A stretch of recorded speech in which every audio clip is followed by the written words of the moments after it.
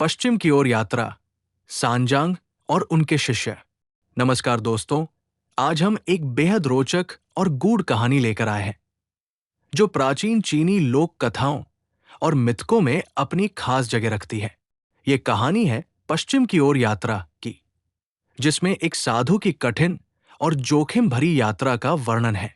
इस साधु का नाम था तांग सांजांग और उनके साथ थे 3 अनोखे शिष्य, वुकोंग, झुबाजिये और शा वुजिंग। आइए जानते हैं इस यात्रा की पूरी कहानी, इसके पात्रों के बारे में और इससे हमें क्या सीख मिलती है। पृष्ठभूमि: तांग सांजांग कौन थे? तांग सांजांग एक महान बौद्ध साधु थे, जिनका उद्देश्य था भारत से बौद्ध धर्म के पवित्र ग्रंथ लाना, ताकि चीन में धर्म की सही शिक्षा फैल सके। उस समय चीन में बौद्ध धर्म बहुत मजबूत था, लेकिन पवित्र ग्रंथों की कमी थी। इसलिए सांजांग ने पश्चिमी देशों की यात्रा करने का निश्चय किया, जो तब एक खतरनाक और लंबी यात्रा थी। पात्रों का परिचय: तांग सांजांग एक सज्जन, धर्म का प्रचारक और साधु जो ज्ञान की खोज में निकल पड़ा था।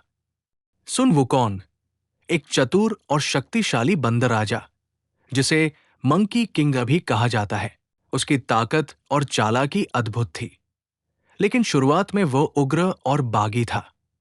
झू बाजिए एक आधा सुअर आधा मानव, जो कभी आसुरी था, लेकिन बाद में सुधर गया। उसकी हंसी मजाक और कभी कभी आलस्य यात्रा में हल्का फुल्का माहौल बनाते थे। शा वुजिंग एक गंभीर और शांत स्वभाव वाला जल दैत्य, जो अपनी भयानक शक्ल के बावजूद बहुत वफादार और मेहनती था। यात्रा की शुरुआत: कठिनाइयों का सामना। सांजांग की ये यात्रा आसान नहीं थी। पश्चिम की ओर जाना मतलब था जंगलों, पहाड़ों और नदियों को पार करना, जहां हर तरफ खतरे छिपे थे। सबसे बड़ा खतरा था राक्षसों और दानवों का, जो साधु की पवित्रता और ज्ञान को छीनना चाहते थे। इन दानवों का मकसद था साधु को पकड़कर उसकी शक्तियों का दुरुपयोग करना या उसे मारना। सांजांग ने इन खतरों से लड़ने के लिए 3 शिष्य चुने। ये शिष्य न केवल उसके रक्षक बने, बल्कि उसकी यात्रा का अभिन्न हिस्सा भी। वुकोंग की चतुराई और शक्ति, बाजिए की हिम्मत और शा वुजिंग की धैर्य ने मिलकर अनेक संकटों को टाला। संघर्ष: दानवों की चालें। दानव बार बार साधु को फंसाने की कोशिश करते। कभी वे छल से साधु को अकेला करने लगते, तो कभी शक्तिशाली जादू से हमला करते।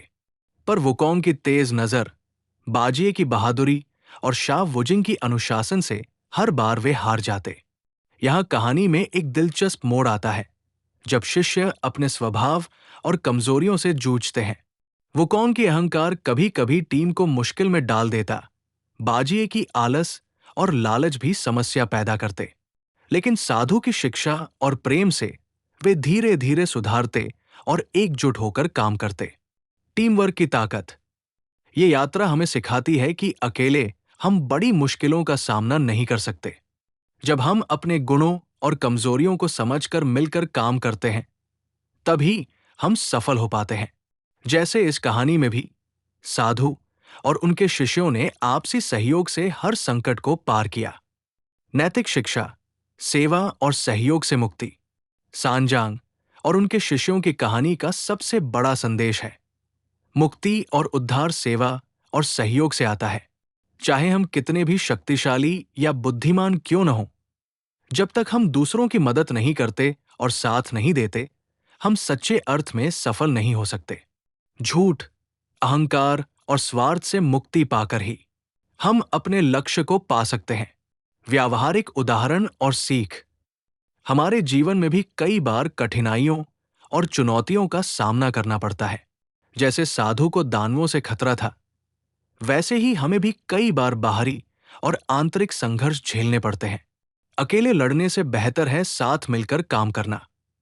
परिवार, दोस्तों या सहकर्मियों के सहयोग से हम किसी भी मुश्किल को आसान बना सकते हैं। अपने दोषों को पहचानना और सुधारना बहुत जरूरी है, तभी हम बेहतर इंसान बन सकते हैं। सेवा भाव और दया से ही समाज में शांति और समृद्धि आती है। निष्कर्ष, पश्चिम की ओर यात्रा की ये कहानी न केवल एक साहसिक कथा है, बल्कि एक गहरी आध्यात्मिक शिक्षा भी है। तांग सांजांग और उनके शिष्यों ने हमें दिखाया कि कठिनाइयों के बीच भी धैर्य, सहयोग और सेवा के माध्यम से हम अपने उद्देश्य को पा सकते हैं। ये कहानी हमें प्रेरित करती है कि जीवन में चाहे कितनी भी बाधाएं आएं, हमें एकजुट होकर प्रेम और समझदारी से उनका सामना करना चाहिए। दोस्तों, आशा करता हूं कि आपको ये कहानी पसंद आई होगी और इससे मिलने वाली सीखें आपके जीवन में भी सकारात्मक बदलाव लाएंगी। अगली बार हम फिर एक और रोचक कथा के साथ मिलेंगे। तब तक के लिए नमस्ते और धन्यवाद।